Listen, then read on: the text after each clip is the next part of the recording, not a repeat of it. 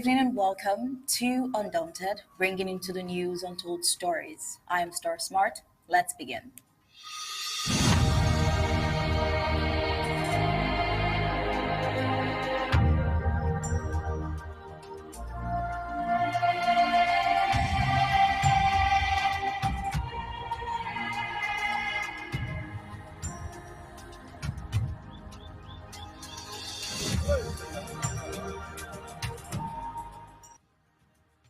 Well, President Sako's groundbreaking interview with the Brazilian press for a 2 day run marked a significant turning point in AmbazONIA's fight for recognition and freedom.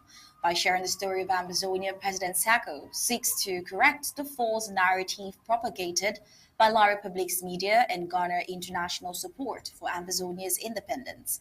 The president's words resonated with the Brazilian press, who acknowledged the legitimacy of AmbazONIA's struggle for self-determination. President Sako emphasized the importance of transparency and exposed the dire human rights situation in AmbazONIA, including a media blackout and brutal suppression by La Republique forces. While President Sako's diplomatic endeavor with Brazil has the potential to bring about significant positive change for AmbazONIA by building international support and shedding light on their struggle, AmbazONIA may finally achieve the recognition and freedom that they deserve sooner than they even expect. The Brazilian press's willingness to listen and amplify AmbazONIA's voice is a beacon of hope for the nation as the international community becomes more aware of the situation. Pressure certainly mounts on La Republique to end its human rights abuses and recognize AmbazONIA's independence. Well, this historic interview indeed marked a significant shift in the global conversation about AmbazONIA's struggle for independence. With the support of the international community, the people of AmbazONIA may finally achieve their vision of a land of the free. Well, from all observed in the course of the struggle of AmbazONIA, the struggle for AmbazONIA's liberation is a collective effort and not just an individual pursuit. The spirit of freedom and self-determination cannot be extinguished, not even by the assassination of a single person in the struggle, no matter how key the person is. La République du Cameroon's colonial forces need to understand this, because killing an AmbazONIan state army member will not end the fight for independence. And we say this in light of the treasured memory of General Sagan. In fact, as a matter of fact, it will only fuel the resistance, as evident in the swift retaliation by General Commando after the assassination of FN Sagan. Well, we have a lot of details about this and more happening on the home front. It is evident that AmbazONIA is progressively moving the struggle to Boya. Well, we'll get more of that when we get the prime headlines that will usher us into the rest of the full briefings of Adopted for tonight.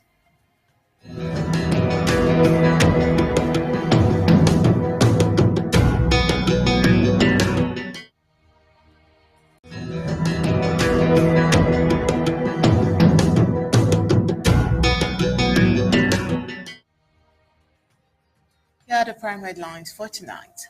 Well, the colonial forces have suffered a deadly blow from General Colando in Ngokentuje, while students of the University of Boyer study at the junction of confusion as attestations delay. Reverend Funky and Inkia disappoints the people of AmbazONIA by conversant vote for La Republique du Cameroon, while Colonial D of Ondo County threatens workers with salary cuts if they do not return to live in the war zone of AmbazONIA. Meanwhile, AmbazONIan President Sako speaks out against La Republique du Cameroon's oppression in Brazil, while Chad holds historic presidential election amid regional tension in Africa, and Biden says he will stop sending bombs and artillery shells to Israel if it launches a major invasion of Rafah is on the foreign scene. Now let's get the news in full briefings.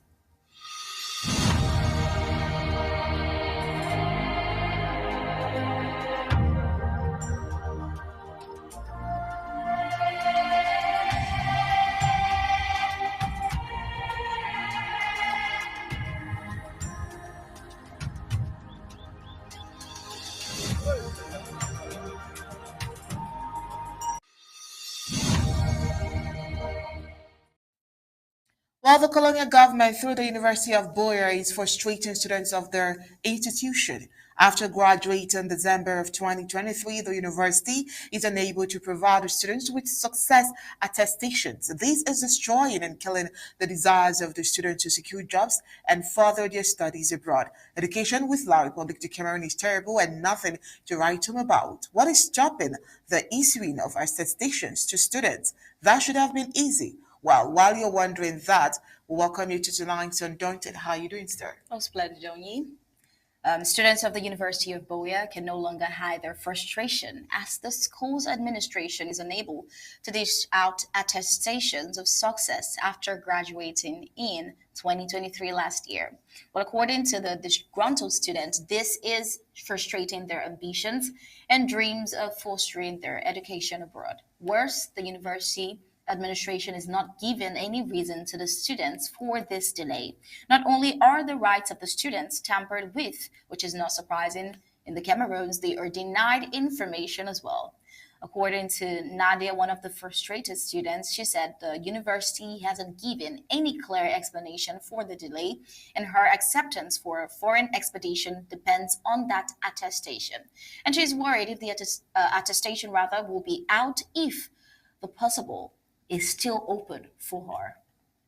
While the non-availability of this document is having far-reaching effects, many of the students applied for scholarship and jobs, and the needy attestation as proof of academic levels, which we all know. Without this attestation, the files are incomplete and many lofty appointments will pass them by, while students are lamenting, crying drastically for help. This delay is peculiar to La Republic du Cameroon colonial government, a government that is centered on the interests of some selected octogenarian individuals loyal to President Paul Biya. Just like the colonial administrators who have no remorse for the common man, the University of Boya administration is careless about the dreams of students, and that's why they think the students deserve no explanation as to why their statisticians are delayed.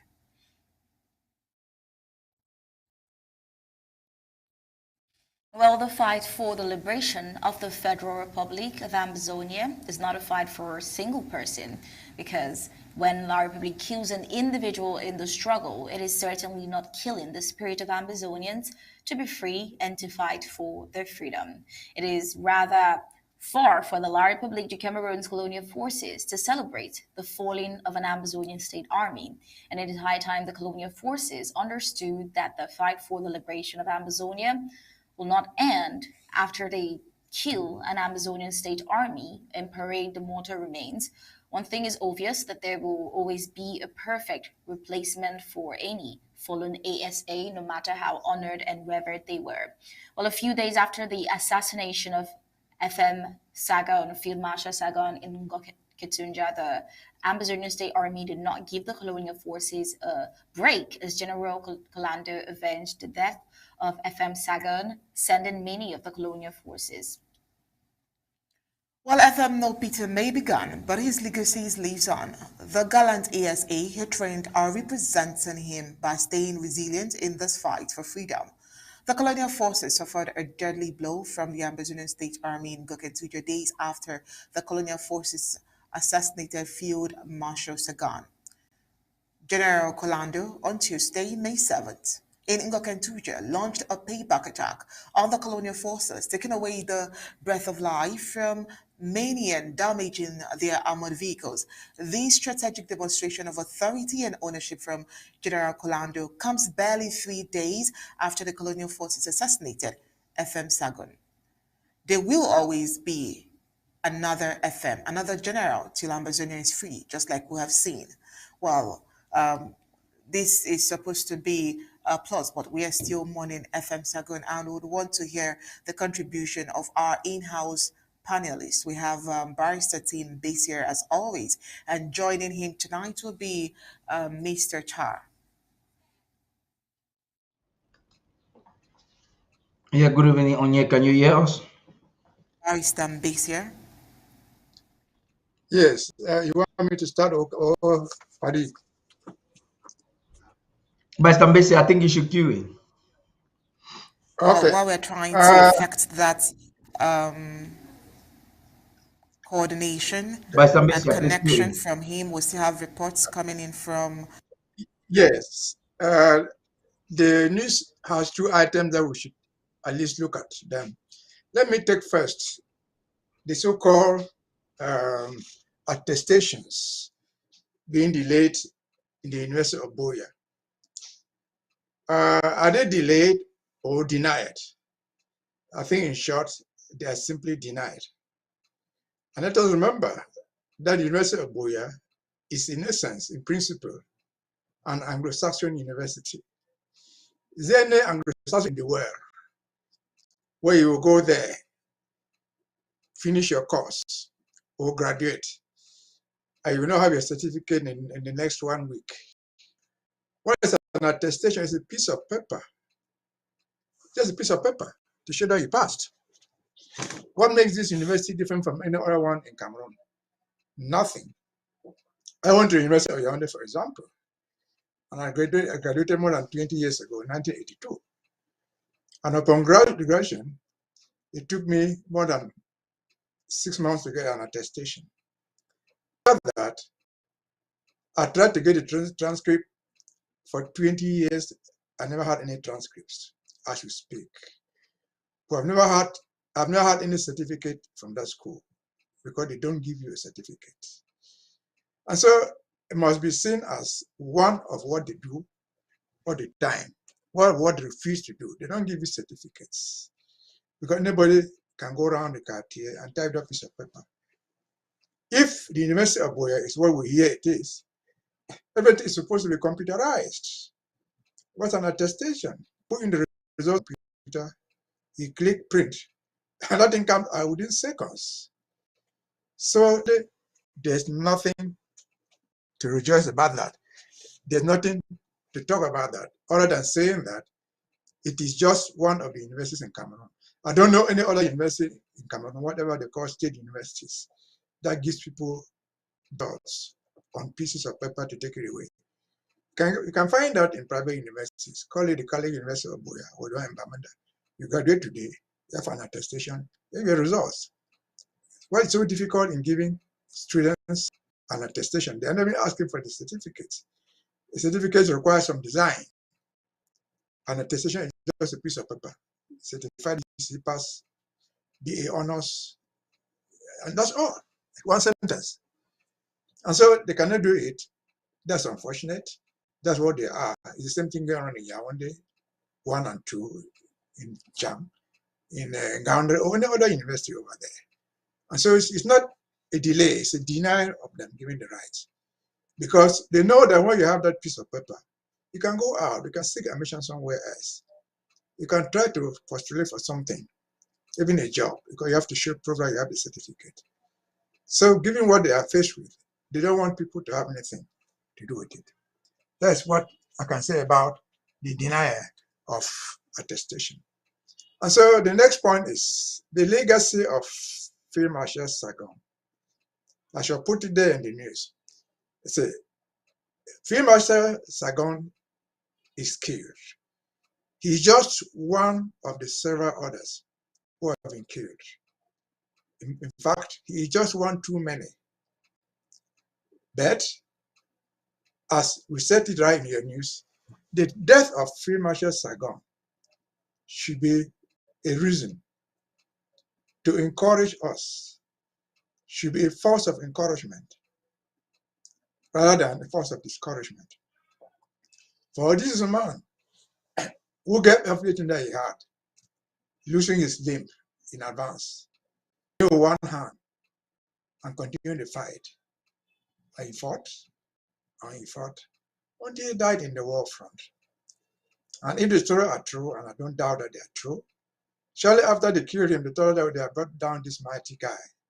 The next day, Colando showed them that the absence of Saigon has nothing to do with the struggle. We rather encourage than discourage them. And so we have to fight and fight. Otherwise, what shall we tell Saigon in the next word? What shall we say he died for? What would we tell his children who survived him? that their father Yeah. gave up all he had. And so the death of Saigon, as bitter as it is, as bad as it is, should be an encouragement to the survivors, to you and me, to fight the war in our own way. The one carrying the guns and the spears, that should encourage them. The one motivating them with the little pennies we give should encourage us. So it should be a sign of encouragement. So that we and no other Ambazonian shall ever have been declared to have died for nothing, to die for a worthy cause, a cause that we have to fight and fight until we attain it. Over to you. That's amazing. Onye, can you hear us now? Okay. Yes. I'm happy you're able to get our commentary. I would not like to waste your time to make any commentary on this because Barrister Mbese has said it all. There was no better way to have said it. Perhaps you want to continue with your report. The truth about it is, while we are mourning, Ambazonians you shouldn't feel discouraged because the boys who have staked their lives have not told you that they are feeling discouraged. There is a fundraiser currently ongoing on behalf of FM Sagon. Please, if you're in any of the fora and you're participating and you're vexed enough that a man who lost his arm because of the war dropped down, yet because he had every opportunity to have given up like Nambere and sold us out to the DDR. He did not do it. He had every opportunity to have behaved like No Pity's younger brother. He did not do it. He had every opportunity to have gone to Nigeria and stay there like some fighters that have absconded the war, probably because of fear of their life, or maybe because they have fought for too long and they cannot continue. But he did not do it. One thing he did that shows the power of a liberator, that shows the mindset of a warrior, of a freedom fighter, was that even with a half hand, he has been one of the best fighters Ambazonia has had for all time. One of the best fighters we have on the ground, even until today, was trained by him. This one individual with a half hand has sent tens and hundreds of trained military of La République du Cameroon to their graves. The Bulus themselves are aware that he's fall. In fact, they were very excited to get him down. But his fall is yet a victory for Amazonia because, like the president said, he has just watered the ground for the birth of a new generation that will do greater exploits. So thank you very much. We'll come back after the other parts of your news, please. Please, if you guys have the president spoke. I don't know if you plan to do that, Onye. Please, if you plan to do that, let me know when you're doing that. There's an audio the president sent out, and he spoke on something like this. If you are supposed to have it in the news, let me know. If you're not supposed to have it, then we'll have it at the end of the news. All right. All right, moving on. Let's get Reverend Funky and Inkia. Well, it seems like they are disappointing the people of Ambazonia. Let's find out what they've done. Well, since the inception of the Cameroons, there has never been a free and fair election. And this is a topic we have dealt with dating back to 1992 when John Frundi's elections were rigged. La Republic has been known for rigging elections, and it is clear that it has been clear even from the US ambassador and everyone in the world who knew and saw it because they could not fathom or accept that a Bamenda indigene in southern Cameroon would be the president of the Cameroons. With all of these inconsistencies, we're wondering why the priests and pastors, who are supposed to be men of God, who are supposed to live exemplary lives, should be able to ask the necessary questions to help the people. Well, in the press release of Sunday, May 5th, 2024, the PCC moderator and Right Reverend Dr. Funky Samuel, like Bishop Nkea, went on the offensive like a member of the CPDM Central Committee, calling on all pastors, all congregations, fellow Presbyterians, to register to vote as a Christian's responsibility. Bishop and Care, like Reverend Funky, are two men of God who have disappointed Ambazonians by whining and dining with the oppressed La Republique du Cameroon.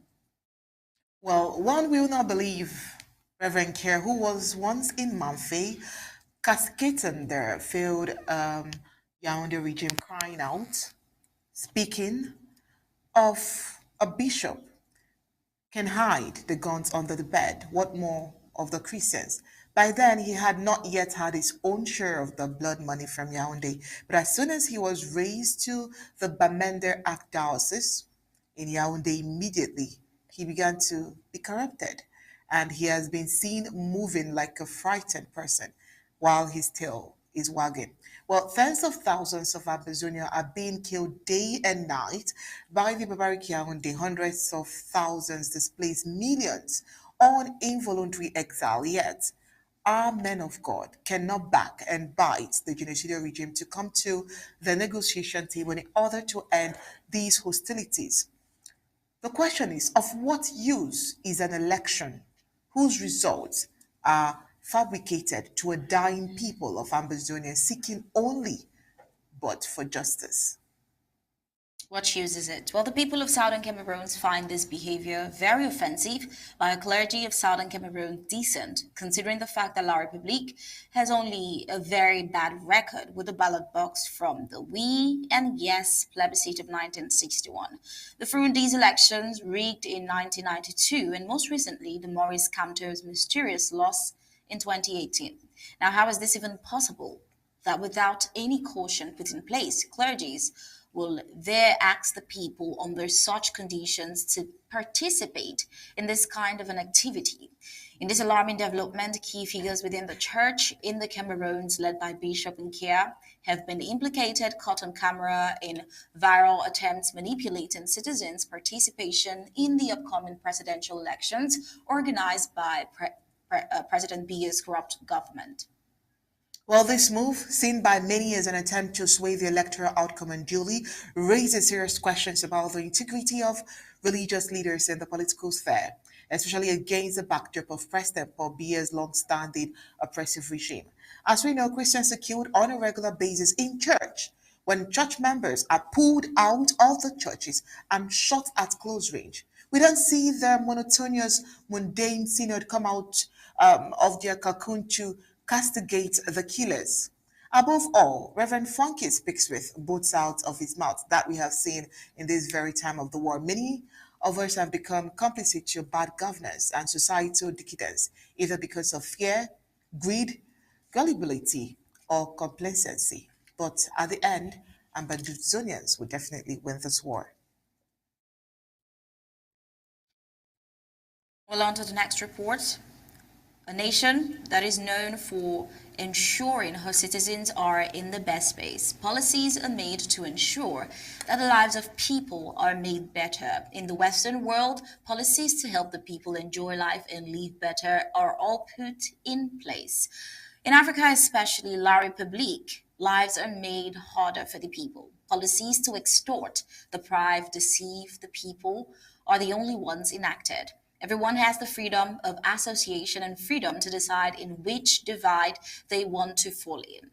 With the war in AmbazONIA, one would expect La République to take decisive steps to keep the people safe and sound and not decisions to limit their safety. But then, what is really happening?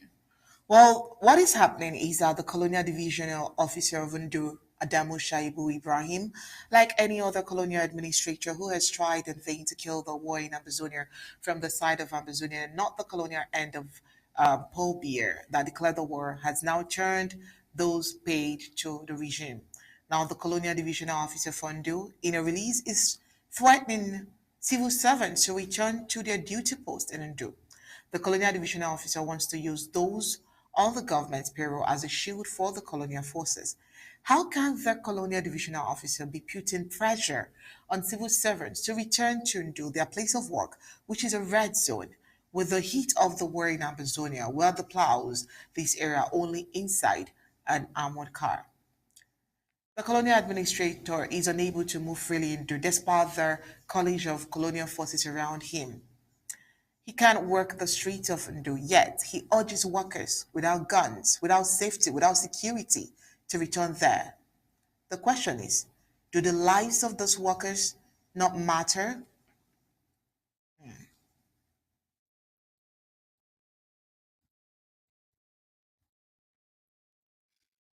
Well, these and many more are the reason why AmbazONIA's vigor is increased to leave La République and have their independence recognized by the world.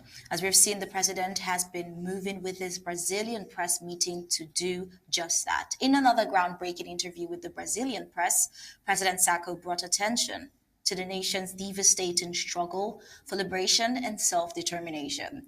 Ambazonia, a peaceful and democratic people, have been annexed and oppressed by La République du Cameroon for over 60 years. Well, President Sako's diplomatic endeavor with Brazil marks a significant turning point in Amazonians' fight for recognition and freedom.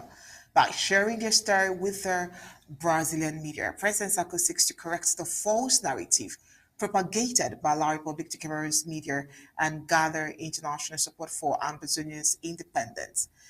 Well, if you followed up that interview, you would agree with us that the president's words resonated with the Ambazonian press, who acknowledged the legitimacy of Ambazonian struggle for self-determination. He emphasized the importance of transparency, stating clearly in his words where he said, "We believe in freedom and the fight for it. This is our value and we will exalt it in our culture and political endeavor." While the Brazilian press's willingness to listen and amplify Ambazonia's voice is certainly a beacon of hope for the nation. As the international community becomes more aware of the situation, pressure would certainly mount on La Republique to end the human rights abuses and recognize Ambazonia's independence. President Sako's diplomatic efforts with Brazil have the potential to bring about significant positive change for Ambazonia by building international support and shedding light on the struggle. Ambazonia may finally achieve the recognition and freedom that they so deserve sooner than they expect. The people of Ambazonia continue to yearn for a land of the free, in the president's words, where they can live without fear of oppression and persecution. With President Sako's leadership and the support of the international community, these visions indeed may soon become a reality. Soon. Well, this historic interview marks a significant shift in the global conversation about Amazonia's struggle for independence. As more countries and international organizations become aware of the situation, the pressure in La Republic to respect Amazonian sovereignty will only continue to grow. In the coming weeks and months, we will keep an eye on further developments vis-a-vis President Sako's diplomatic endeavor as the people of Amazonia continue to fight for their freedom, not just their freedom, the freedom of generations and self determination with the support of the international community. Amazonia might just finally achieve the recognition it truly deserves. The Brazilian press willingness to listen and amplify Amazonian voices indeed is a beacon of hope for their nation. Well, let's get a clip of that particular interview for the second day. We yearn to rediscover our true identity. We are a peace loving people and democratic to the core. It's only a peace loving people that you can annex and oppress for 60 years and they do nothing. So we were a thriving democracy even before Ghana, the nation of Ghana, became independent. We were already organizing our own elections and opposition taking over from incumbents with smooth transition without any wars, without any civil strife. And that's why when Ghana got independent, their president, one of the first countries he visited was our country to meet with our elected head of state.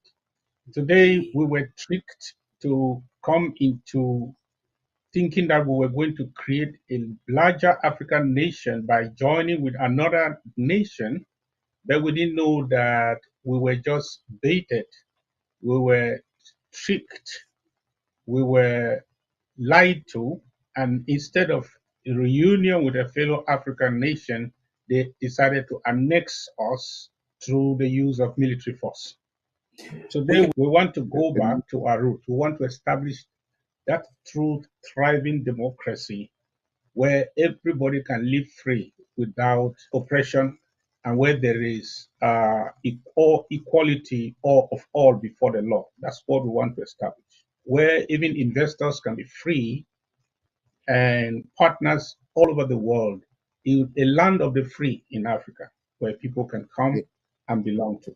Yes, we are a people that believe in freedom, and we don't just believe in those freedoms, but we fight to defend them for all. That speaks of the value we have for these freedoms and rights. So that means that what we value as a people, we shall exalt even more in our political system, in our political life, in our culture. We fight for what we value, and it means freedom for whether they are rich or they are poor, whether they are black or they are white. Whatever is good with one is good for all. We had our systems in place even prior to this failed experiment with the French Cameroon.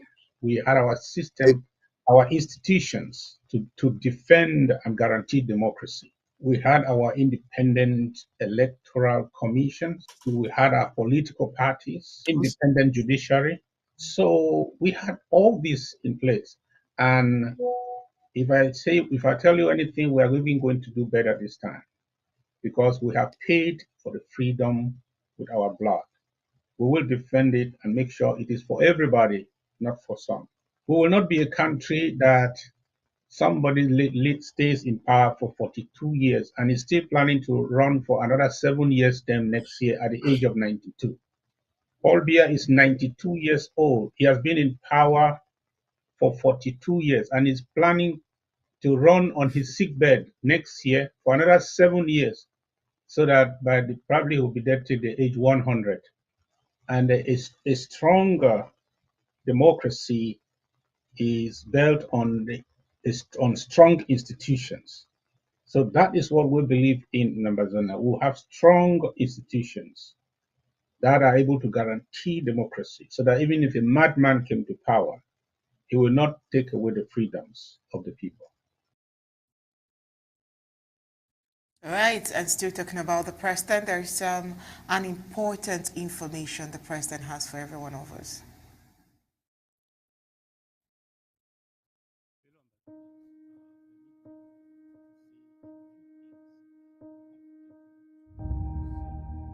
Fellow AmbazONians, permit me to say a few things I am comfortable to say, and I hope without giving too much out that the enemy can glean from, intelligence-wise. Sometimes I hesitate to speak because I don't know how much I will let out there that will work against us. There are a few problems that are plaguing us. Let me say some of them so that we can be smarter and avoid crashing our own boat. Number one, there are some people amongst us who have given to themselves the exalted position of providing intelligence for us. They think that they are very connected and whatever they are getting is called intelligence. And they have manipulated a lot of our people with whatever they bring. They don't know what counterintelligence is. They don't know how intelligent agencies infiltrate movements by spreading lies and manipulation. They don't have a means of filtering information to tell what is intelligence and what is manipulation, what is actionable intelligence and what is just hogwash. They don't know that any CPDM hanger-on in Yaoundé that calls them, nobody calls them and talks to them. They say, oh, we have intelligence. No, AmbazONIA Security Intelligence Agency is better, is more equipped. I can tell you in the sense that we are able not just to receive information, but to filter it and know if it is legit or not, if it is reliable or not, if it is some manipulation or not. And for example, we are able to vet even the sources in ways that they cannot understand. They cannot even know how we are vetting them. So we are not some people that go on Facebook and listen an audio and run with it and have a phone call and jump and carry everybody overboard. No, but that is going on, and I'm sorry for many that are falling to victim because they are falling victim to this because the enemy on the other side is doing everything to plant his own and sell them some lies and use those lies to infiltrate our ranks and manipulate us and destroy our revolution. All militaries do that. All governments do that. We do that. And when they do it against us, we as a government, we know it. But some people don't know this. Another problem I see is overzealousness. Some people are so zealous. Activists have become so zealous. When somebody is too zealous, we should be zealous. But when people are called what we call overzealous, they become the super truth tellers. They fight everybody, insult everybody. Every day we wake up with insults and insults. You go into some fora, you will just find about 5 or 6 people that insult each other from morning to evening. I think I will pass a moratorium to stop all chats in all those forums, maybe for a week. Maybe people will get some relief. You see, because the problem is that people insult each other. How do you like to go to a toilet and live there? Some of our fora now are toilets of insult, toilets of negativity, nonsense, toilets of nonsense, nothing positive, nothing that builds, nothing that encourages, nothing that edifies, nothing. Everything is a mountain of distraction. In fact, spending 30 minutes there is to derail yourself for 24 hours. That's what it is. And you go and see everyone who is busy sending those audios and writing this thing. They say they are fighting for the struggle. They don't care. When you are overzealous, you retire your brain, you retire your reason. You only act by emotion. Zeal is an emotional thing. And so you don't care. You don't care how many people you offended. You don't care how many lies you told. You don't care. Sometimes you say things you forget. And when people come against you based on what you have said, you are surprised. You even start arguing that you did not say anything like that. Yes. You wish some people dead. When they die, and they blame you, you're surprised that they're calling you a murderer. You wish some people go, you say some kind of thing, you say things, and because of your overzealousness, you say those things. Sometimes you don't mean it. When the things happen and they call you on them, you are annoyed. But in your overzealousness, you said those things, you did those things, you took actions because you are zealous. That's the problem. You see, because of overzealousness, there are so many mistakes and so many to talk about. So many mistakes, especially with the way we in the diaspora, we conduct ourselves vis-a-vis our people, our volunteers and vanguards on the ground. Some of us behave as if we own some fighters on the ground. You hear people say, my fighters. When did you recruit them? When did you train them? When did you commission them? When did you equip them? You call them my. In the past 6 months, how much money have you given them to eat? You call them my. That is the problem of overzealousness. Because you can afford the $100, $200, $500 to give to somebody, you own them. Some even go the extra mile of taking pieces of paper and making appointments that I appoint the people who are going to be fighting on the ground. Are you kidding me? That is the problem we have in the struggle. It happened in Boyo. You want to talk. If you elected people will tell you, no, we don't want him. Don't want him at all. Finish. We will not deal with him. We have put our own. Where are they today? It happened in Momo. This one said, no, we have put him down. We don't want him. 7,000 miles away. People are deciding who will fight and who will be what on the ground, who will not be. It happened in Sako with some you can remember. And that's where the problem of Sako started. People who are living 7,000, 8,000 miles away deciding who should be up and who should be down, or who should do what and who should not do what. The greatest mistake we made when we decentralized, the purpose was to decentralize for resources and administration. It was a mistake for those people in authority in different small AGs and local counties to think that defense was ultimately decentralized. Because the fact that 15 people sat together and elected anybody into office, it was not a transmission of wisdom and experience. People who were not, who we did not even know their true allegiance and their true whether the experience and their capacity were elected by numbers and put in. Oh, well, that message is for every one of us to be very careful If we understand what this struggle is all about, and we are really revolutionary in our spirit, in our minds, then it's ought to show in our attitude, in what we say, in how we say it, in what we act, how we treat other people, and how we treat the war in particular is very important.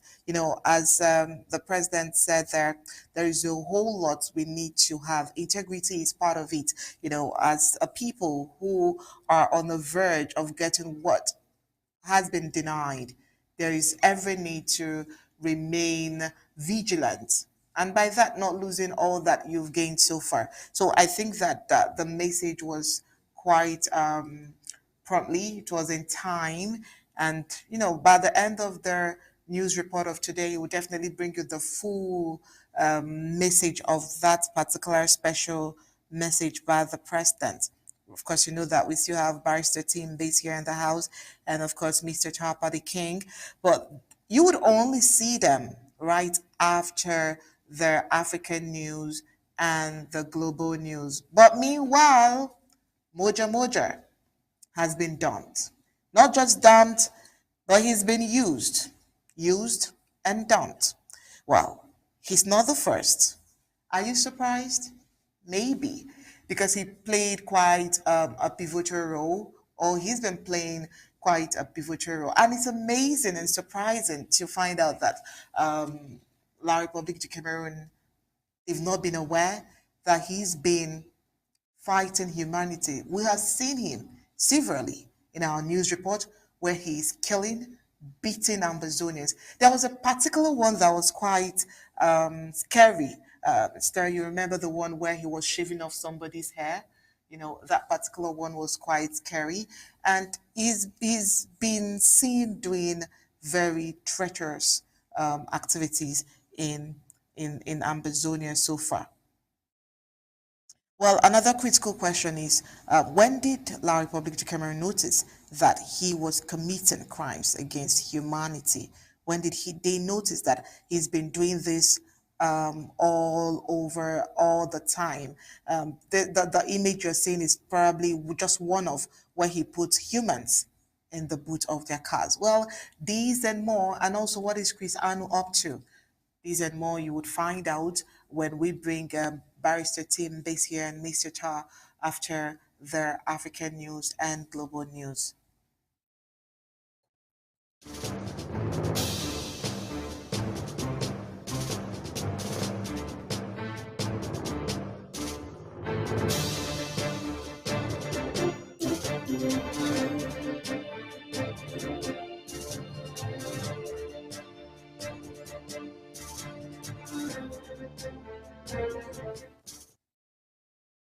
Well, on the African scene, Chad is set to hold its first presidential election in 30 years.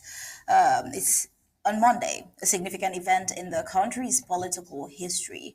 Well, the election was initially scheduled for 2 years ago, but was postponed, leading to protests that were quelled by security forces. And the election is also important for the Sahel region, as it's the first presidential vote since a series of military coups. The current leader, Mahamat Idris Deby Itno, is expected to win despite strong opposition. He has promised to improve security, law enforcement, and energy infrastructure.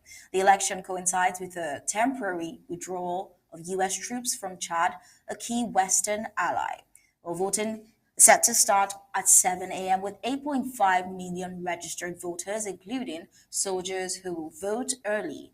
Results are expected by May 21st, with a runoff election scheduled for June 22nd if no candidate wins a majority. Now, Deby has maintained close ties with France, unlike neighboring countries that have turned to Russia. Chad still hosts a significant French military presence, while the U.S. has announced a temporary troop withdrawal, citing a security review after the election. Chad's political transition is uncertain and has major implications beyond its borders. The country has never experienced a peaceful electoral transition of power, and the current political situation is a concern for regional stability.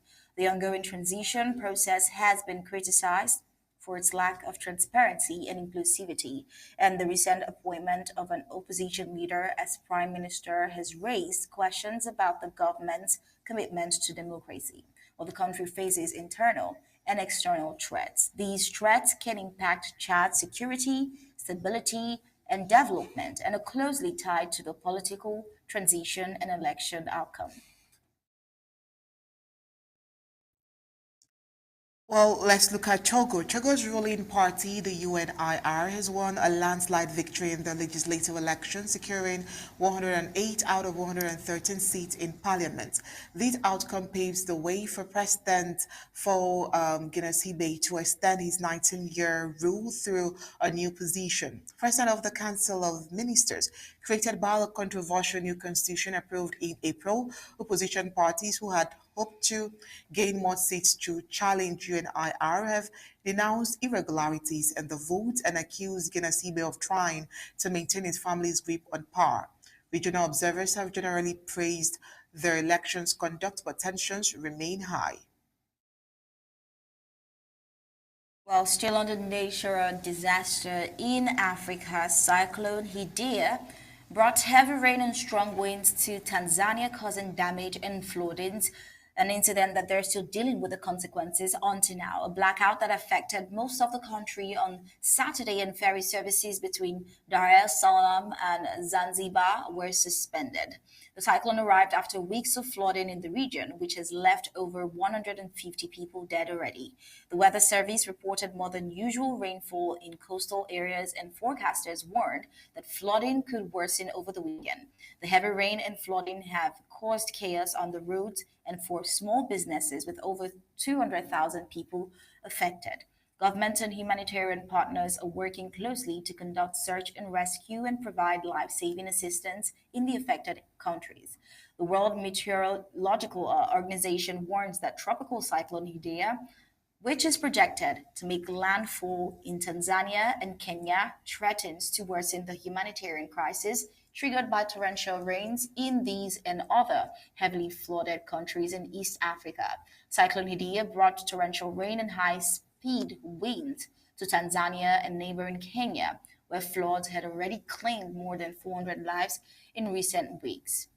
Well, two Kenya Airways staff members detained for 2 weeks in the Republic of Congo over a cargo dispute have as well been released by the Congolese military, according to Kenya's foreign ministry.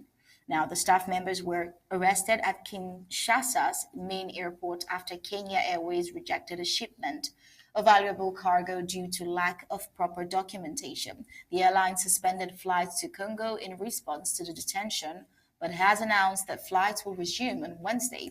The Kenyan embassy in Congo played a key role in negotiating the release of the staff members, with Principal Secretary Koi Singoe meeting with the family of one of the detainees to assure them of their loved one's safety and fair treatment. Despite the incident, Kenya and Congo maintain cordial relations, with Kenya participating in UN-backed peacekeeping missions in Congo.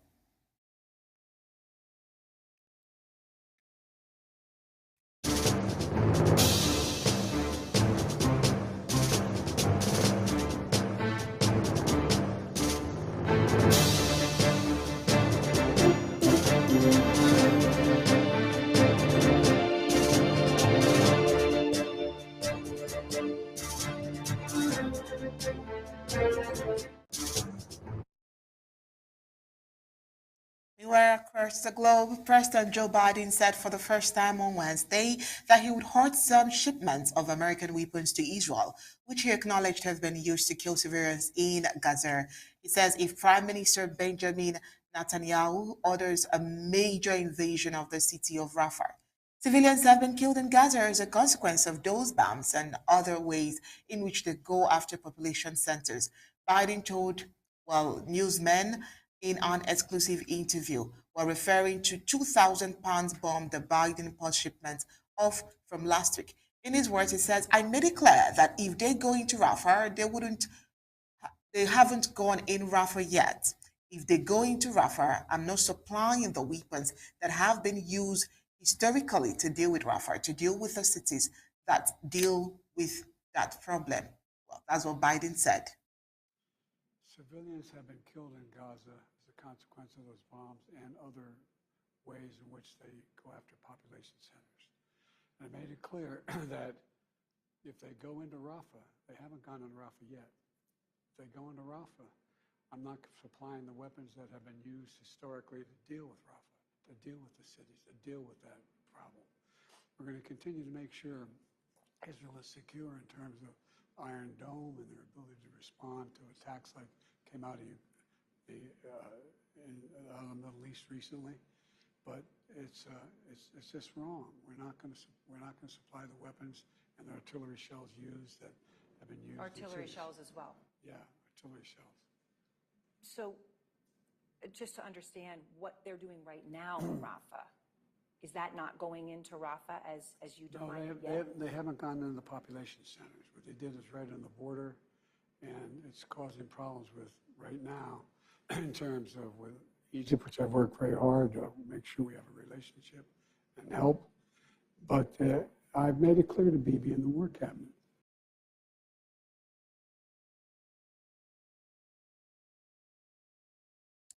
The president's announcement that he was prepared to condition Americans' weaponry on Israel's actions amounts to a turning point in the 7-month conflict between Israel and Hamas, and his acknowledgement that American bombs had been used to kill civilians in Gaza was a stark recognition of the United States' role in the war.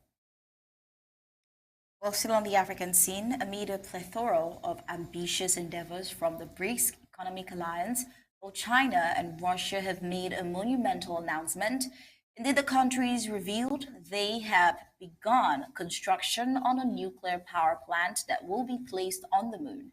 The power plant is part of the joint lunar base operation between both countries, specifically the collaborative International Lunar Research Station, which is described as a mammoth complex that is set to initially break ground in 2026. Moreover, the lunar base is poised to be massive in size, which will lead to increased studies on the orbital object. Throughout last year, the BRICS bloc has not been shy about its ambitious initiatives. They have embraced expansion, which has seen the bloc double in size. Moreover, they have sought to challenge Western economic dominance that has been the focus of its robust de-dollarization practices. Well, meanwhile, their ambassadors from the EU member states have agreed in principle to seize windfall profits from frozen Russian assets to finance arms supplies to Kyiv. In the wake of Russia's invasion of Ukraine in 2022, EU countries froze hundreds of billions of euros worth of assets. If the decision is approved at a gathering of EU's finance ministers next Tuesday, the interest worth would be up to 3 billion euros per year, will be used to buy some weapons for Ukraine. Well, and that's not all. The European Commission's chief Ursula von der Leyen said there could be no stronger symbol and no greater use for that money than to make Ukraine and all of Europe a safer place to live. European Trade Commissioner Valdis Dombrovskis also welcomed the decision. He said the funds would have to get to Ukraine as soon as possible, with the first 1 billion euros tranche to be used mainly for military support, ideally reaching the country by summer. Well, SBU says it foiled Russia's plot to assassinate Zelensky, 2 Ukrainian colonels detained. The Security Service of Ukraine claimed on May 7th that it had uncovered a network of Russia's Federal Security Service, the FSB agents who were preparing the assassination of President Volodymyr Zelensky and other high-ranking officials in Ukraine, according to this allegation. 2 colonels of Ukraine's State Security Administration, UDO, accused of leaking classified information to Russia, were reportedly detained. In late November, Zelensky said in an interview with The Sun that he had survived at least 5 assassination attempts since the start of Russia's full-scale war. Well, that is all on these side of the report on the global scene, but then we still have with us Barrister Team Mbasia in the house and our news director, Mr. Tapari King, who had more to discuss about news on the home front and probably this too. We'll get back to them. Yeah, and most importantly, one of their Yeah, go ahead. Go ahead, Onye, please. I can hear you. Onye, go ahead. Onye, can you hear me? Please speak. Oh well. I wanted to re-emphasize the areas in which we really need you to and Barrister Mbasia to emphasize on. Not forgetting, the May 20th celebration day, Yeah. AmbazONIA stand. I mean, the government stand. I really wanted to emphasize on that so that you do remember. Not just that, there is a whole lot happening with Moja Moja. Although I did mention that, but I also want you to throw more emphasis on that as well. So I just wanted to reiterate all the angles I needed you to speak on tonight. Okay, thank you very much. Barrister Mbesia, perhaps you permit me to begin so I can cue you in on that. Do you want to shift a little bit, Barrister Mbesia, and come a little bit on your camera so we're able Am to I handle okay? this? Yeah, you're much better now. But if you could just do it a little bit. No, it's okay. I think it's okay. So this is the great situation we're having. A communique has been sent out. Moja Moja has been dismissed. And I think that is breaking news for us to talk about. Barrister Mbesia, please. Moja Moja dismissal is it's kind of funny, but there's a lot around it. I don't know what you think. Maybe I should know what you think before I get into some other aspects about that dismissal that we're going to talk about. And then we'll look on the lockdown before we end tonight's news. Please talk to us. Well, if we talk about Moja Moja, dismissed from what? And dismissed from where? So if you read that message from the military, it's as confusing as anything else. It's just a stupid delivery. It gives the impression that the central command of the B never knew that Moja Moja is in Boya. It gives the impression that they never knew what he was doing. That's why you find somewhere it says violation de consigne. And so are they dismissing Moja Moja? What are they trying to do? I think somebody put it out there earlier. The bottom line is Moja Moja, who have been acting all the time on instructions, has been used. He has not produced what they thought he would produce.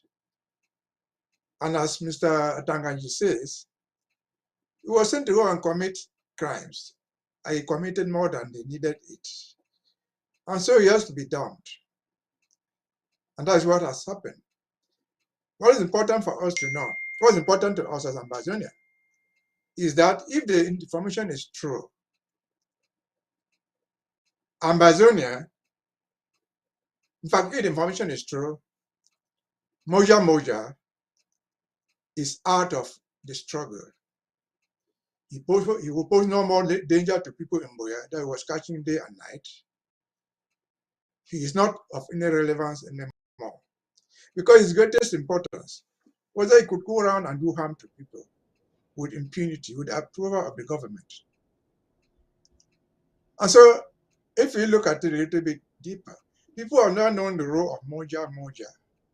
Moja Moja purported to catch people, catch women, send them to the court, to the military tribunal to be tried. But who was Moja Moja always catching? Most of the people Moja Moja wanted to catch, if you listen to his language, we say, oh, this man's from Boyo. Oh, you're from Bansa. Moja Moja had a mission, an official mission to tell AmbazONIans to say the doctrine that the so-called Northwest and Southwest could not live together. That was his main mission. That's why Moja Moja, who comes from Bosa. Bosa is not up to a kilometer from Bokwango, where Moki comes from. After Moja Moja does that, Moki comes out. He says, well, people have been hanging, standing on our necks. They're oppressing us. He's talking about the so-called Northwest people. And so after the first message has not worked, because there's no way you can divide the Southwest from the Northwest, as you call it, they had to dump him. But just before we came on this air to say this, I saw another audio from Moja Moja, which I'm not sure that all of us just saw it. Moja Moja has just put on audio, which is purportedly directing it to the President of the Republic, informing him that they have treated him so badly because they asked him to join the other beasts in Yaoundé to commit a coup d'etat. And he, Moja Moja, refused. That they've come to him so many times. Papa Biya, I'm the one who refused to overcome and overthrow you. You find all that as a joke. And you wonder if Moja Moja, if there's a real coup d'etat in Cameroon, whether Moja Moja is even somebody who have an idea of a coup d'etat. Absolutely zero. So Zero. Who has been used because first he knows nothing. You could not send somebody with it. What is his rank in the B? The sang along, put it like that. That he was giving weapons publicly. In fact, when things happen, he has been unable. So according to him, he has been unable to dismantle AmbazONIA fighters. What he's purporting is that he has even the relevance to counter Biya. It's unfortunate. No, to defend Biya against a coup d'etat. Defend Biya. Yeah. So this is not nonsense. This is a guy. This is where I want to come in, Barrister Mbesi. Yeah. I was just trying to say this. Maybe you kill after I say this. This man who lives in Boasa, and something happens in Moliko. I hear the people saying that we have called Moja Moja to go down to Moliko and assist us.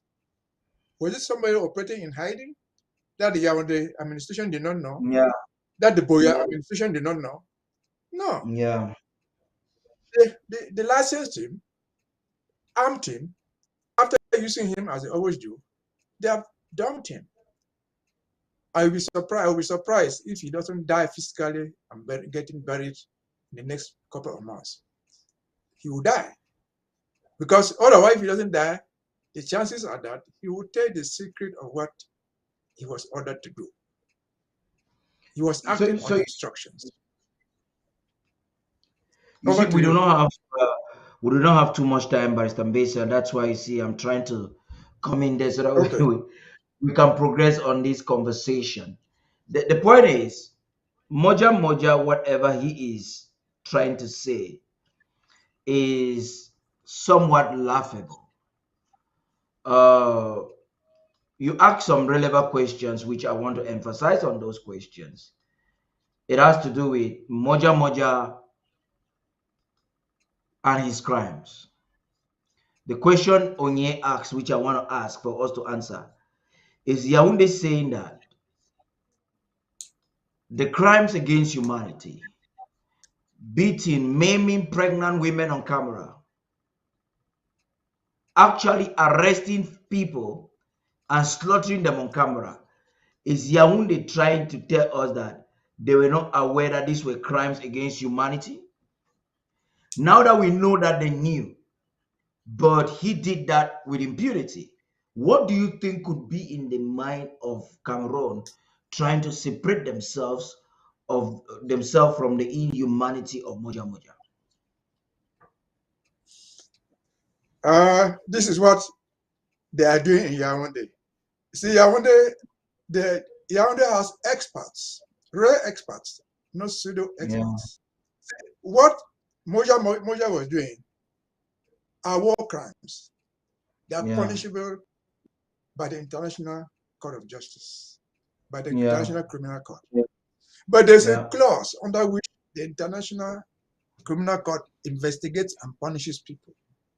Yeah. If you have committed a crime, they will come to punish you only if the government of the area where the crime was committed has not taken action, because they are trying to punish, to avoid impunity.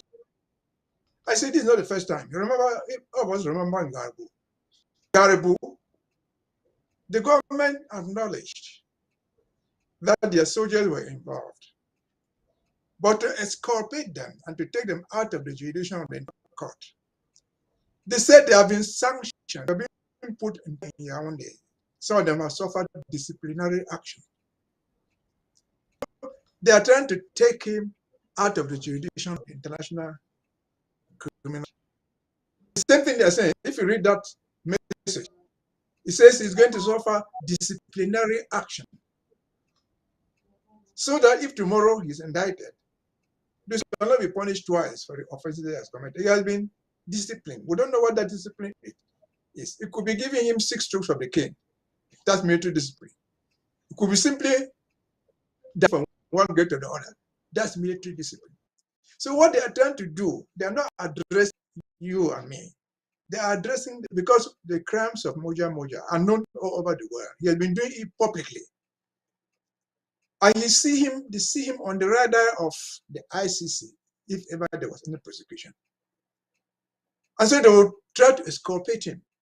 He said he did all these things against our. We didn't instruct him to do that. And nonetheless, we've taken action to punish him. He has been disciplined. He has been brought down from his grade to this. He has been sanctioned for a 6-month suspension and that type of stuff. That is the goal. That's what they did in Garabo. That's what they are doing here. Each time they have their people outside there, where they are forced to accept, they come out with an excuse, which is not an excuse. That is something that happened when they shot that woman in the north. Finally, they accepted. And what did they say? That's those people who shot the woman and the children were going to have court-martial. We never saw any court-martial. We never saw the court-martial for the killers of Florence. We never saw the court-martial for the killers in Garibou. But in their documents, they documented that they are going through discipline and some type of punishment. So their message is not to us. No, it is to the international community, to the community that has the power to punish them for this crime. Because you and me, there's nothing we can do to Moja Moja. We don't have a court to try him. So that's the goal. So you are saying that, if I understand you very well, you're actually saying that Cameroon is playing a fast one. A very fast one. That's what they're trying to do. They're not addressing it to us. If they're addressing it to us, they are looking for an excuse. Because you and me don't have the power to punish Moja Moja.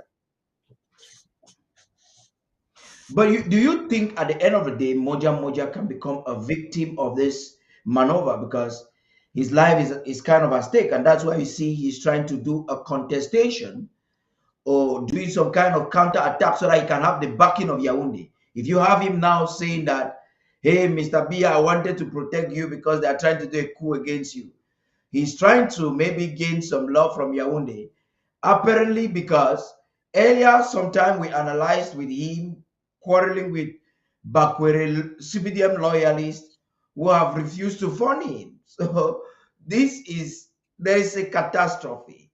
Why there's chaos in the corridors of power in Yaoundé.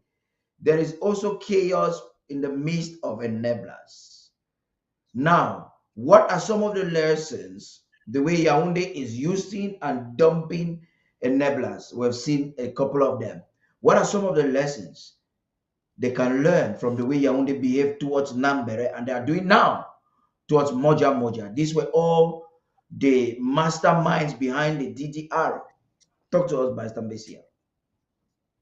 Yeah, I'll go to that, but let me go back to Moja Moja. You see, Moja Moja as an individual, he doesn't have this knowledge. He's not intelligent. He might have gone to school and passed. He said he had brevet. What I'm telling you is what is done by expert lawyers. Moja Moja doesn't know this. But he's outing to tell them why they are doing this to me because I refuse to come organize a coup against you. It's very, very good for us because it's sinking them, it's sinking their defense that they did not know. Moja Moja doesn't know these techniques. He just thinks that they are trying to punish him. No. By his outing, we should have the records, he is trying to sink them deeper and deeper into the crime. He's not looking for excuses for them. He's telling President Paul Biya that you know that I'm here. This is I was doing was with the authority, but they wanted to overthrow you, and I refused to come. So because the ICC, for example, deal with criminals of the higher level, the command structure. They don't deal with the foot soldier. If they were to come and catch Moja, we will send you here. Because the foot soldier, you are bound to go. Very often you are bound to go. But the man who gives you the instructions is the man who is important. That's the guy who will go unpunished. That's the guy that the ICC is after. So they use you and dump you. And they buy their exit from punishment. Because they know they are in power now, but they are not going to be in power forever. Because war crimes are imprescriptible. You know what they hang on you until you die. So even if they indicted, for example, Paul Biya, it will be on the set until it is buried him. So Moja is being useful to us unknowingly because he doesn't know these techniques of, he doesn't even know thing called ICC. He has no idea about that. Yeah. He doesn't know thing called ICC. Doesn't know how to prosecute people there. So very quickly, by Sambesia, let's consider that he's being betrayed by the same people that used him to kill his own people. What lessons do you think enablers can learn from the way Yaoundé treats those he has used, like Moja, Nambere, and others? Well, I don't think I should really want to tell them. I don't see any enabler for the past 8 years. I don't see any single enabler that has survived.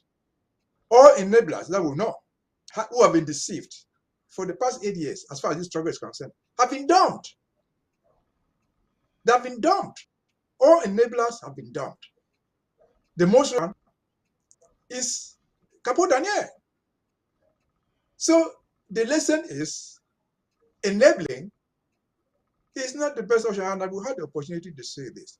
If they don't dump you, if, for example, the war ended today, and Moja, by stroke of luck, were to go back to his village called Boassa,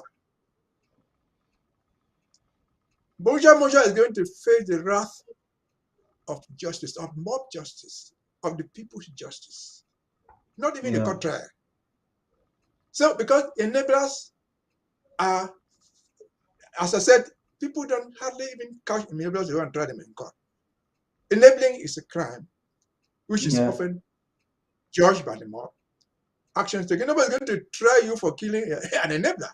So Moja, he sees himself, if he knows it, but he should know, because what is Bossa? It's not even in the village. Even if he intends to fight even his so-called Graphi, I know it's very, very well. This village, there are about, let me say 100 people there. 80 of the Graphi people. 80 are from there. So they will lynch you. And nobody will do that. Nambere and the rest have all learned the lesson. So, Again, so enablers who are watching us know that Yaoundé is merely using you as a toilet paper. I'm talking to enablers now. Yes. The sole frontier, there's no enabler that I can remember in our struggle who can stand somewhere and hit it. Now, okay, 6 months ago, I was an enabler 3-4 years ago. This is me. None of them. Where is success in Congo? Who took 8 tickets to the Yaoundé? Where are they? Yeah. So enabling is not an issue. They dump you. They have even to the highest level. Where is Sako vis-a-vis Yaoundé? They have used him. They have dumped him. Where is Nifru? Nifru, the turn out being an enabler. Where is he? So there is no hiding place for enablers. And the ones that we know, who have lived with us, I'm sorry I have to cut you. This is not our Saturday usual show. We'll get back to this so that we'll deepen the discussion on Saturday. But I want to talk to all enablers looking. You are just a stepping stone. You are a means to an end. And the end, you don't even know it. Yaoundé is merely using you like a toilet tissue to wipe up their mess. And once your relevance ends, your life would probably end. And like Barrister Mbesia is rightfully predicting, one of these days we will not be surprised that Moja is either in jail or has been killed.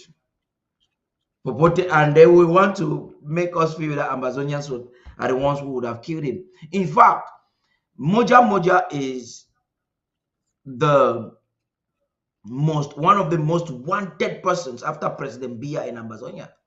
He knows that.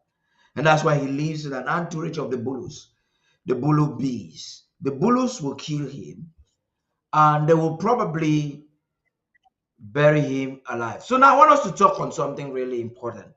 The government has declared a 3-day lockdown, including Monday, so that makes it 4.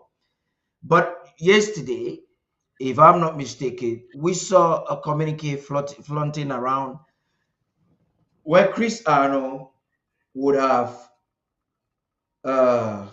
forwardly gone out to declare a 2-day lockdown ahead of 20th May.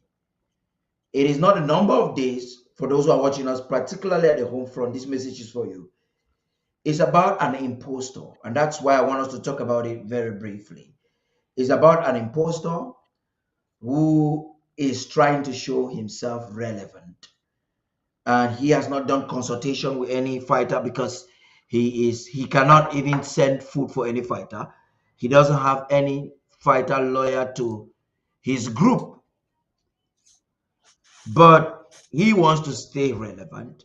He's aware that rushing out to send out a communique will create confusion because it's definitely going to be in contravention of what the government of AmbazONia under President Sako would have to send out. So I'm receiving confirmation, and I hope one of these days they're going to send a press release. But the ANSC has sent out an audio.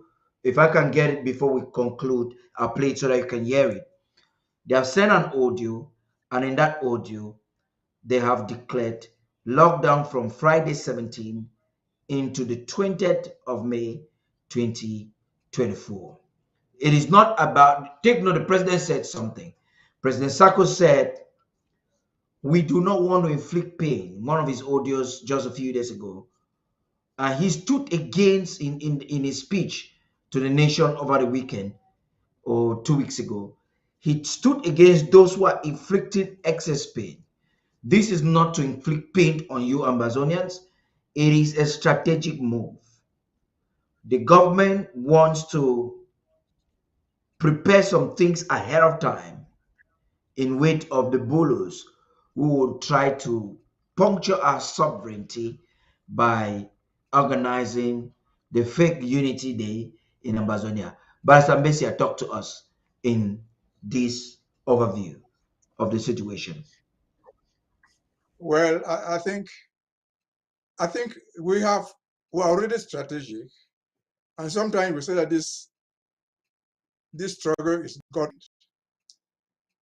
Let me give you a rhetorical question. Suppose, for example, Atanganji came out to declare May 20th a lockdown on May 20th. What shall we do? Shall we clap for him or shall condemn him? So what I'm trying to say is this. The most important thing for us, we don't care what Anu says. I don't care what Atanganji, I just brought an example what Atanganji says. The most important thing that we should want it to happen, is whether we're starting even today or tomorrow or on Friday or on Thursday, the most important thing is that May 20th is observed as full-time ghost town. And we're lucky, very, very lucky, that Monday, 20th May is a Monday, which is already a ghost town. A lockdown already known. We can only reinforce it. Again, before that, there's a Sunday, which by every traditional means is already a lockdown in everybody's house. People don't go to do other things. So that helps us. I don't care what Anu says. If Anu had come to say, well, we want a lockdown to be on Tuesday or Wednesday or Thursday, I will quarrel with him. But as long as whatever thing he says, he ends up with a ghost town on Monday, May 20th. That's enough. It's not relevant. Whatever it is he says is not relevant.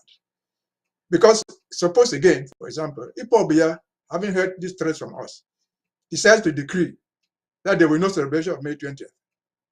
Shall we not celebrate? I say, yeah, probably it's a prayer of us. We will celebrate. And so the overall goal is that there should be nothing happening on May 20th for the reasons that we already know. Because May 20th is a day of mourning to all AmbazONians, supporters of Anu, supporters of Tanganji, the cousins of Tanganji, the cousins of Ngole of Mosonge, all of them combined are known as AmbazONians. All of them, if they were honest AmbazONians, even in hiding, I said this before, even those in prison, you should wear a black ribbon as a day of mourning.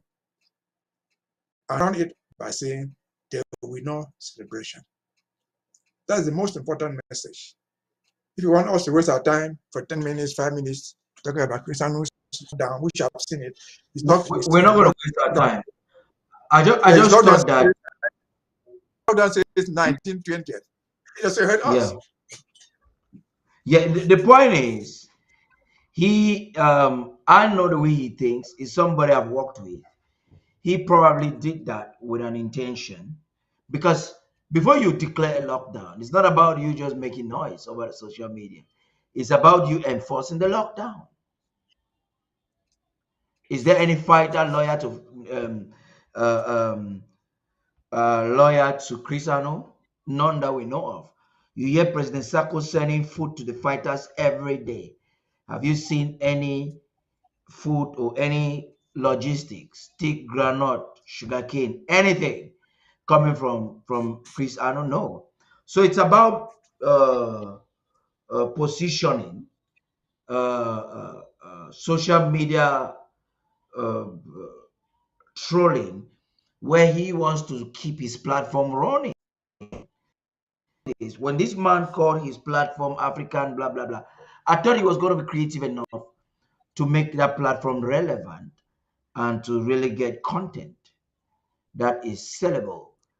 But unfortunately, if it doesn't work on AmbazONia, that will not. Please just be brief so that we can conclude, please. Yes, you're right there. But you must remember this. He came out with that. He was trying to get credit where he doesn't deserve. Sorry. But it's no time for people fighting that. We remember, up to this point, that Cho Ayaba has never fought any war. But anything that happens in AmbazONia, Cho Ayaba will claim that he's the one who did it. Yeah. So he has been caught red-handed because the one in Mendu, we now heard that it was Galat Gerard's vigilante. And the other day again, he claimed responsibility. So Cho Ayaba and Chris Ano are just two individuals seeking for relevance. They just want relevance. They are just They want relevance. But you must remember that the struggle is not going to end on May 20th. After May 20th, the struggle continues. The relevance, if they get any relevance, will end by 6 p.m. on Monday, the 19th. We'll go back to square one. Monday 20th. So let them take it if they want to. Just like Cho Ayaba took the fighting in Kambe to be theirs. They've taken every single fight to be their victory. But don't have been that they have fought no war. Everybody knows that now. So she would think that telling Cho Ayaba fight in Kambe that he didn't set the fire there. We don't have time for that. Those things would murder would ask, so they write in a book. They want to take relevance when they don't have. But our problem is not to prevent them from taking that 1 second, 1 minute relevance. There's no meaning. So let us focus on what we're doing. To preserve the movement. Is to prosecute the movement with dignity, integrity, some level of responsibility. Because the battle continues for 2-3 more years after May 20th. Yeah. I appreciate whatever you have said. And on a very brief note, you have heard the president, his audio he has sent out to talk to the soul of AmbazONians. We're going to play it after you speak. But you heard the president. Looking at what is happening in the struggle, please briefly talk to us. Why every AmbazONian should listen to that audio keenly over and over again and adhere to some of the counseling that President Sako would have given to us. Please talk to us. Well, I've always said, and I will repeat again, you see, it takes more than talking like I'm talking to become a president. It's not everybody who can be a president. It's not everybody who can assume that leadership position. That leadership position means that that individual, if he was rightly chosen, must have a strategy, must have a means to execute it. And so the president, as he rightly puts there, he seldom talks. But when he comes out to say something, it's good to take weigh each and every word that comes out of his mouth and find out where is he going to, what is the strategy for doing this. And so if I listen to him very, very well, it's not long. He said it was not long, right? It's not long. He came out with correct, adequate thing to address what has happened to us in the past 72 hours since the announced death of Field Marshal Sako. Yes, there have been insults everywhere.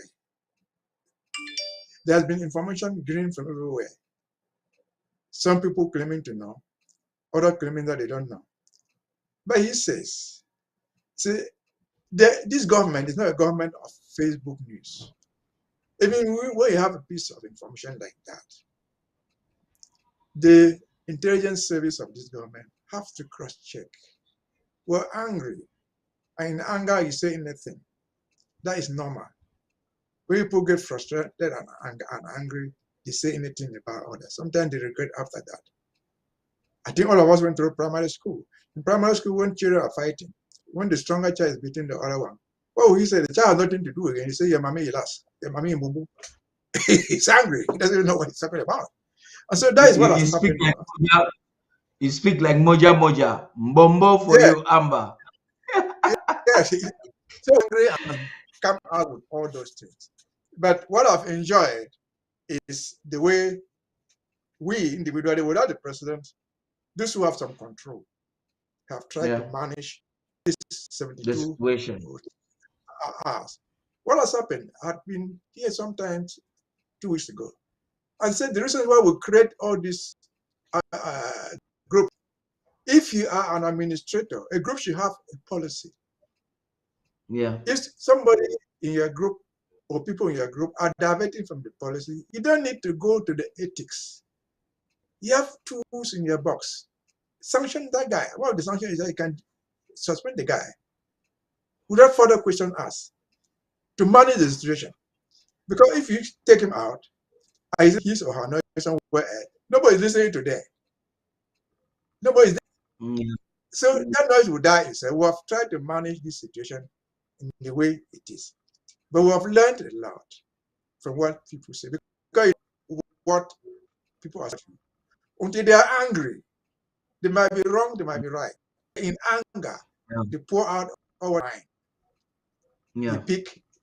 You pick what you can use and drop what is not necessary. So again, back to the first segment, the death of Saigon is a learning for us. And yes, in vain. Whether it was killed by somebody with the cooperation of our own brothers and sisters, or entirely by the enemy, or by his own stupidity, his death is not going to go in vain. We have learned a lot of lessons We learned a from the lesson. discussions, from the discussions that followed. Which is there, the insults, and so we have now to come back together and be going forward and said, if this boy died because of his own errors, what can we do to prevent further deaths by those errors? If he At died, least to a great extent. Yeah, if he died because someone among his own friends treated him, what can we do to stop that? Because he's dead, the struggle continues. That is what is called strategic thinking. And I don't want you to belabor it too much because the president has all of that encapsulated in the audio that we're going to be bringing to you right now. I want to reinforce this news coming in from the government. AmbazONIA will be totally locked down, shut down, sealed. All the frontiers will be sealed. from the 17th of the month of May right into the 20th of May. The government is putting on strategic frameworks to counter any defiance of our national sovereignty by La République du Cameroon forces of occupation. On that note, this is where we draw the curtains of tonight's program. But I want to leave you with the president's audio where he is talking to the soul of the nation. And I want you to listen to it where you find yourself to it. I consider his messages as policy statements, instructions, admonitions. They are statements that only come to help us move forward. And he begins in a very special way. Until next time, it's been Tapa the King for the Undaunted Commentary and Barrister Tim Besia. Thank you for coming, sir. Good night.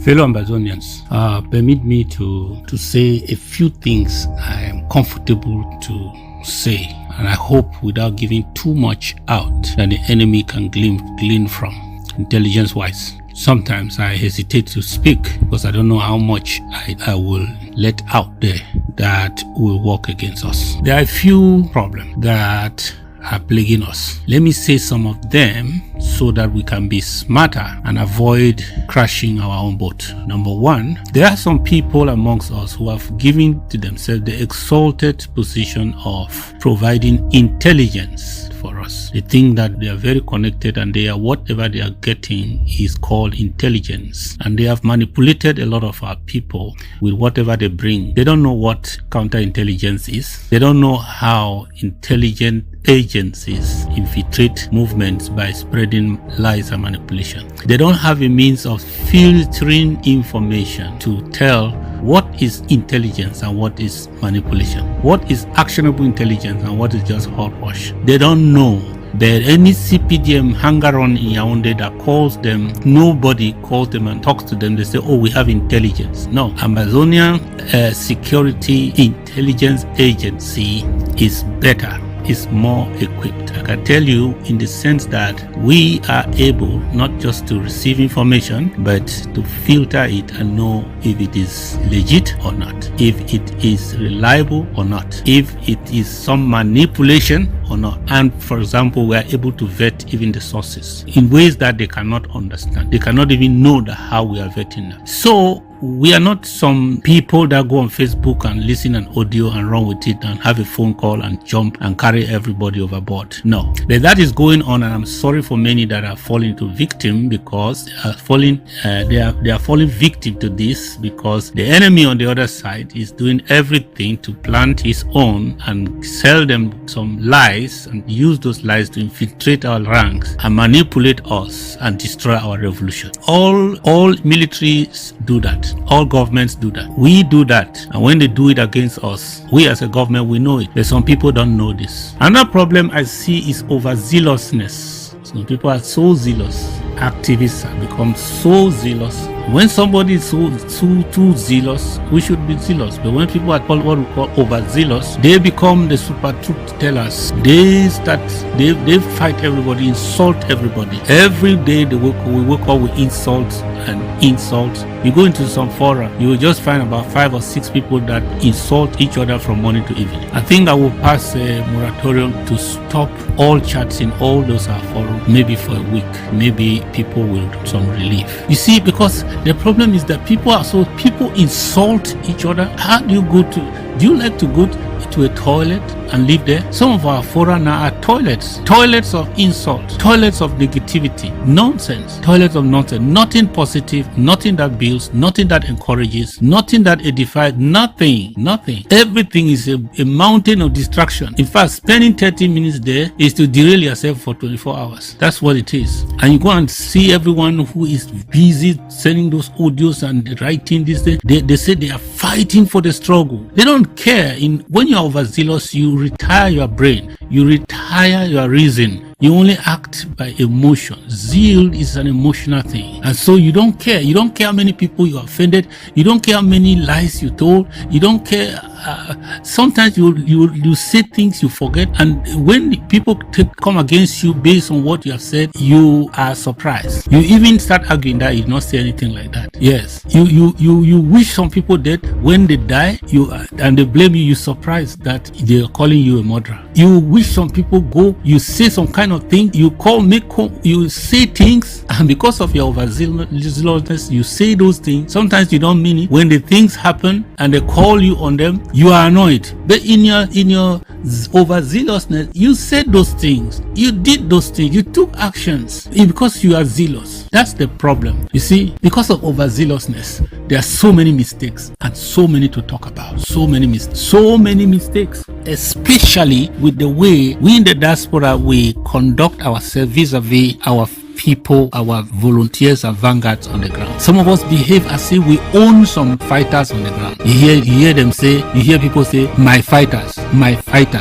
When did you recruit them? When did you train them? When did you commission them? When did you equip them? You call them my. In the past 6 months, how much money have you given them to eat? You call them my. That is the problem of overzealousness. Because you can afford the $100, $200, $500 to give to somebody, you own them.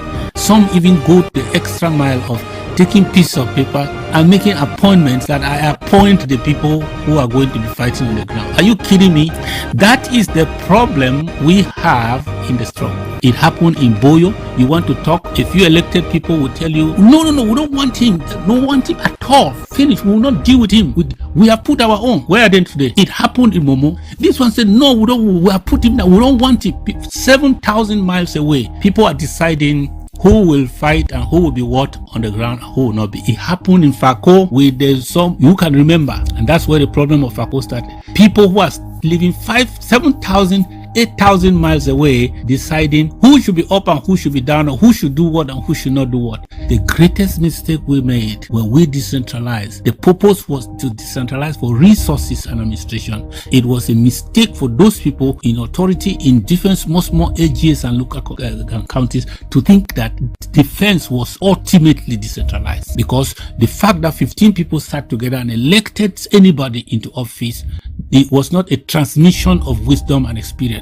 People who were not, who we did not even know their true allegiance and their true whether the experience and their capacity, were elected by numbers and put in place to make decisions. And they changed, without knowing, they were just learning, they were doing try and error on a very delicate issue like the defense of the homeland. Offended many have been offended, many have died, and so on. I told you that anytime I come into the scene, even without telling you the problem, you hear me, I announce that this is what we'll be doing now. I am announcing a solution. I don't want to talk about the problems, because talking about the problem will hurt some egos, will hurt some people will feel slighted, and some people will feel discouraged. And I decide that I will not talk, I would rather be on the side of the solution. Unfortunately, when I bring a solution, the same people probably who are the problem, they are against the solution. So you want to force me to say the issues that necessitate the solution. I will not. But these are some of the reasons why I decided that we will deal directly with our forces on the ground. Yes, you know what? Not to challenge anybody, but to make sure that the federal government too has a leverage over these people.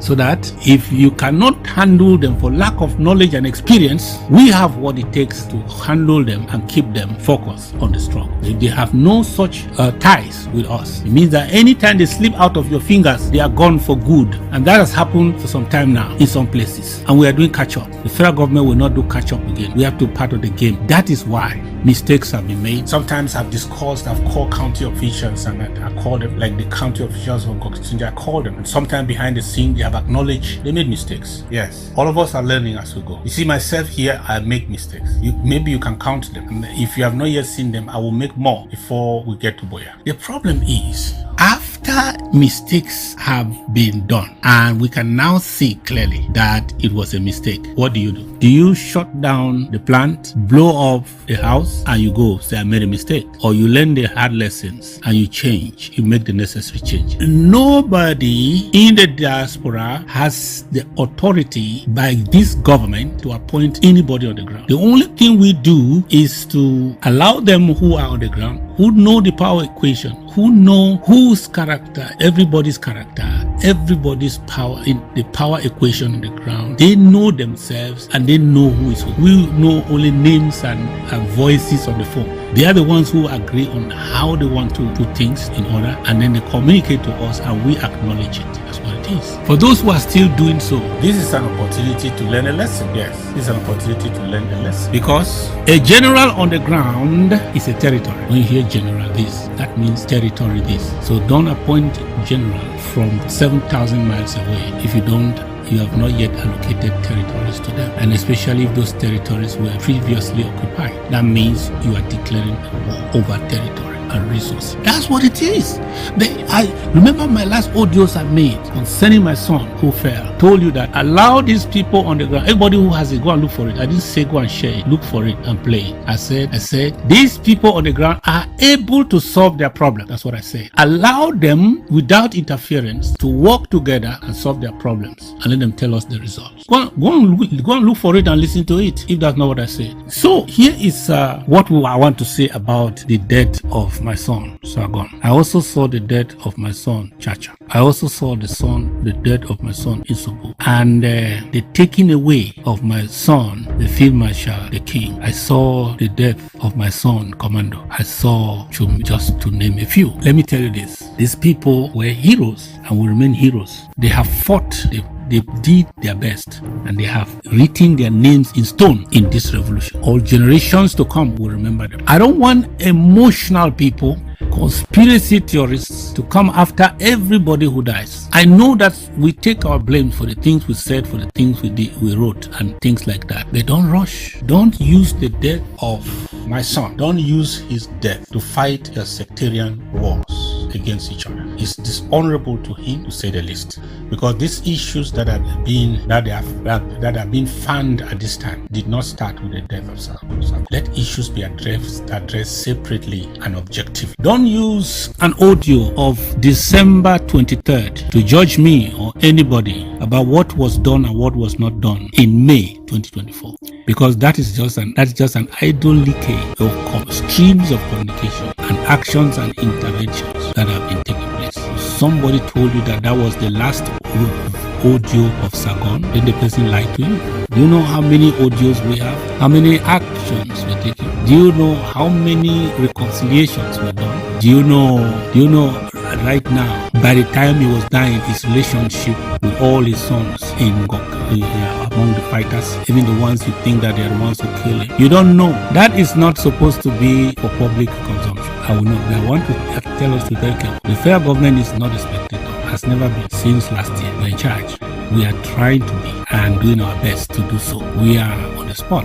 We are bridging gaps relationships and bringing reconciliation. We have done it in Bui. We are doing it in Fako. We have done it in Ngoketunja. We are doing it in many places. As I speak, I can tell you that we did not blow a trumpet and say, this is the trumpet now, let it blow. Let people come and see, today we want to go to this place. We are doing this now, come and see. Everybody should come and see. It's regrettable that today the audios that are destroying everything and saying we did nothing actually were not audios of yesterday, of last month or 2 months ago. We have been on the field a lot, and I can tell you that everything is under control. Here is my call to everybody. You have to reconcile with yourself and reconcile with your brother. Because if you think that we are this many that we should keep on kicking ourselves by the curbs and throwing ourselves apart and we will still get to Boya. No, we need each other. I think I need you, unless you say you don't. I think you need me. I want all emotions to go down. And look, I would not even blame you if you spoke out of the frustration of the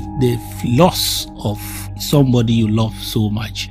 We understand and we cut you a slack. Nobody will blame you because you spoke this harsh in tears, wailing regretting and completely disappointed by this or that. Everybody wishes that something was done and this did not happen. Oh yes, but you know what? There are some people. See, while you were insulting and talking, we have been already on the ground trying to know what is going on and what we can do going forward. That is what is essential. We only have to make sure that we react correctly.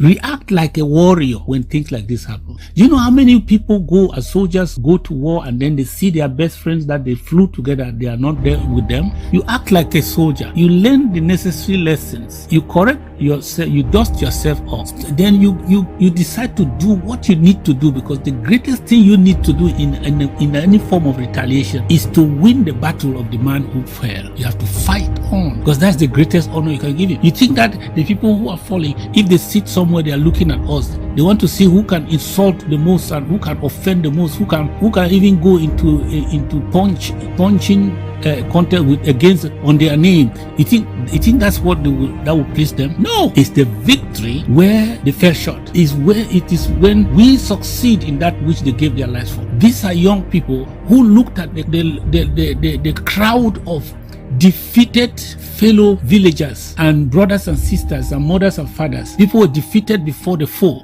and the La République du Cameroon. They decided with nothing in their hands to say, no, this nonsense will end, and they gave up their lives to go and fight and defend their people and stay alive and make sure that their people are defended. This type of people, you don't honor them by fighting, by insulting people. You honor them by doing more of what they died to achieve, by pursuing the goal, by sacrificing. This is a time that somebody is annoyed enough to go and pay his draft and complete it now, and make sure that all the lieutenants and all those who were looking up to Sargon are not going to be weeping forever. They are going to be empowered for the La République to see a chapter they have never seen before.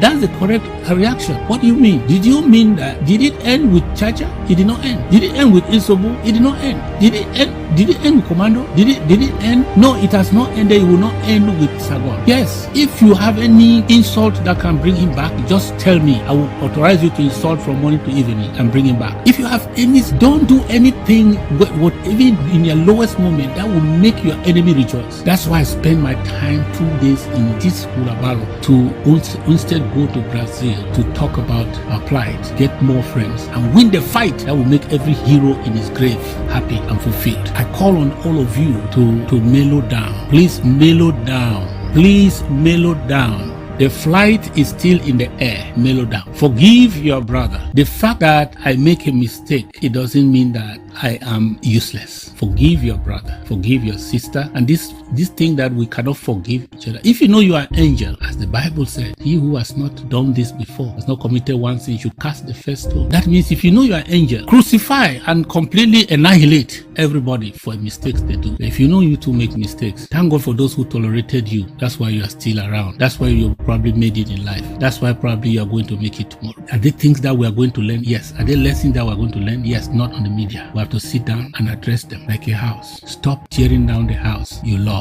in the name of you love the house so much more than any other person. Stop. Let posterity remember you as a builder, not as a destroyer. Some of you withhold your money. You don't want to give money for draft. You say, I'm going to see how the draft will succeed. I say again, let posterity remember you for what you did to help us succeed, not for the things you refused to do and that made us to fail. As for me and my household, well, we want to be remembered for doing everything within our power. No man, no flesh and blood will distract us from doing the things that we need to do, for making the sacrifice, if needed, that need to be done. And I beg of everybody, make this lighter for those of us who are willing to go to the end. Don't make it more difficult, as if you want we also to give up. And then what will be your victory? Fellow AmbazONians, it's a call to reconciliation. If you cannot reconcile inside, how can you even reconcile outside? God bless you. I hope my message heals somebody and helps us to refocus. Thank you.